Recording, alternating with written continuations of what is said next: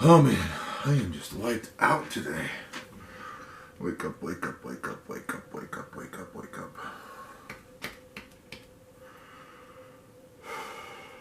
Sup nerds, I'm Joshua Taulbee, and today I'm going to continue working on the Dr. Doom bracers. Now I'm getting really close to be able to paint these guys, but there's a couple of things I got to do first. Now whenever you paint Worbla, you got to think of two things. One is that Worbla does have a rough texture. So if you want your piece to be really smooth, you're going to need to do a couple of things. You're going to need to get your hands on either Mod Podge, wood glue, or Plastidip.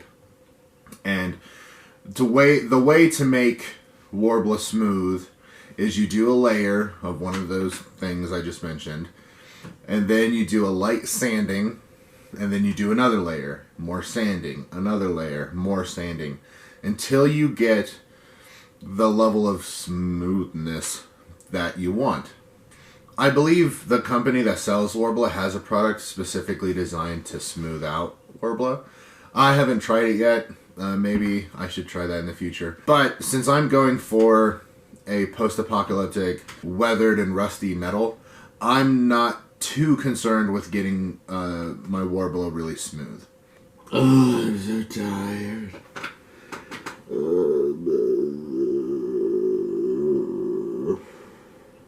The other thing you need to consider with Worbla is because it's plastic and it's hard and it's a little slick, paint will not stick very well to Worbla. So you need to put a layer of primer or something to allow paint to stick to it. Now if you do the first step of trying to get Worbla smooth, that'll actually create a good layer for paint to bond. You'll still need to do a primer, but that'll be sufficient for getting paint onto Worbla. Words are hard today, guys. So tired. Since I'm not very concerned about having this completely smooth, I am not going to go for any of those. I'm going to be using gesso. It's a really good basic primer. It'll help smooth it out just a little bit. I'll probably do about three layers. I'll check it to see if it gets the nice level that I like of smoothness. The other thing I found, specifically with gesso, is that it will leave pretty bad brush marks. Once again, I don't really care, because that'll kind of add to the texture of the piece, and I want texture because of the paint technique I'm going to be using later on.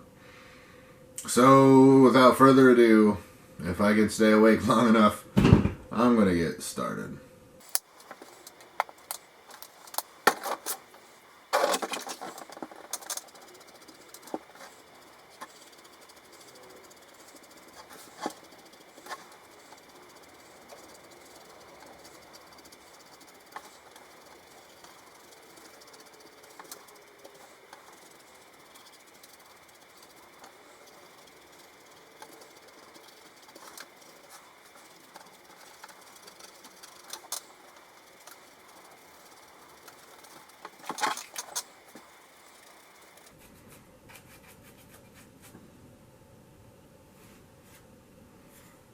I'm going to change my shirts.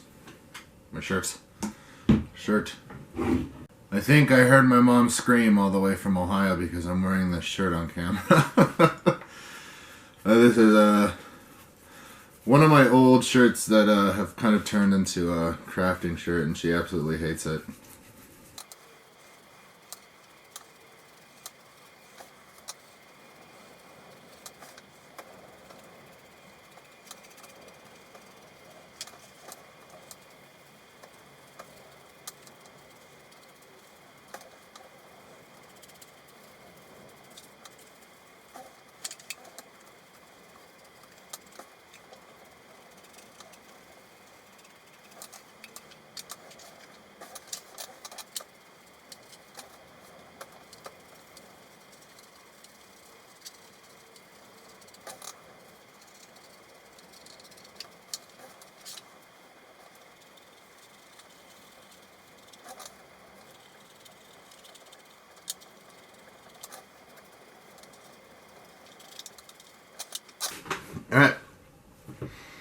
coat 1 is done. I'm going to wash my brush. I'm going to let this dry completely. Maybe about an hour. Maybe less than that. Oh, we'll see. Okay, so after about 15-20 minutes, this thing is mostly dry. There's still a couple tiny little wet spots, but that's okay.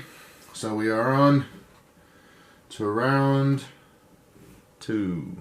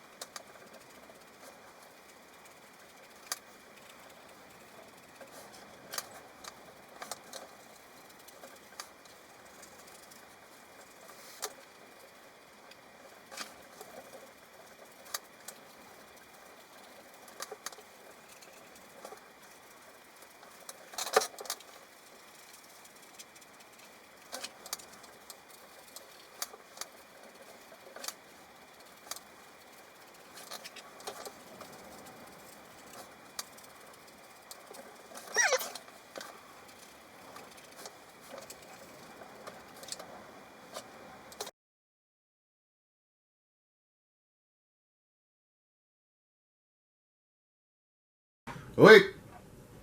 Once again, we'll let this sit for 15-20 minutes. And then we'll come on and probably do the Let's Go. Okay. Alrighty, I went ahead and painted the 3rd layer of gesso on off camera. It's really important that whatever you use to prime your piece, that you give it time to dry completely. So what I typically do when I prime a piece, if I'm doing like gesso, if I'm doing Mod Podge, I give it like 12 hours, maybe even like I let it sit overnight, just to make sure that it's dry completely. If you don't do that, when you paint it, you could remove some of the prime layer, or it won't bond properly and it'll end up flaking off later down the line when you don't want it to.